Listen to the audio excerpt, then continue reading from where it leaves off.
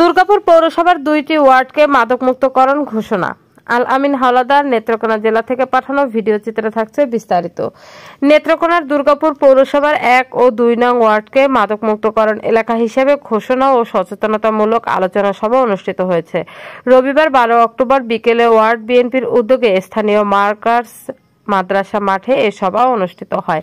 এ উপলক্ষে 2 নং ওয়ার্ড বিএনপির সভাপতি হাফেজ শহীদুল্লাহ মুন্সির সভাপতিত্বে পৌর বিএনপির যুগ্ম সাধারণ সম্পাদক তাজুল ইসলাম এর সঞ্চালনায় আলোচনা সভার উদ্বোধন করেন সুসং সরকারি মহাবিদ্যালয়ের সাবেক অধ্যাপক আইনুল হক বুলবুল।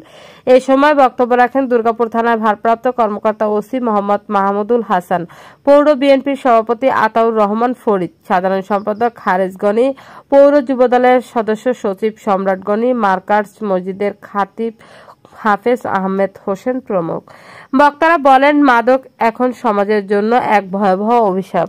ইতিমধ্যে দুর্গাপুর কলামাকান্দার অভিভাবক কেন্দ্রীয় বিএনপির আইন বিষয়ক সম্পাদক ব্যারিস্টার কায়সার কামালের দিক নির্দেশনায় উপজেলায় বিভিন্ন এলাকায় শুরু হয়েছে মাদক বিরোধী মানববন্ধন ও আলোচনা সভা।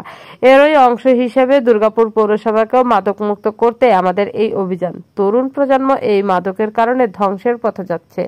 তাই সমাজের প্রতিটি মানুষকে এগিয়ে এসে মাদক বিরোধী আন্দোলন গড়ে তুলতে হবে। জনগণের সহযোগিতা পেলে দুর্গাপুর উপজেলার প্রতিটি অঞ্চলকে মাদকমুক্ত করা সম্ভব হবে।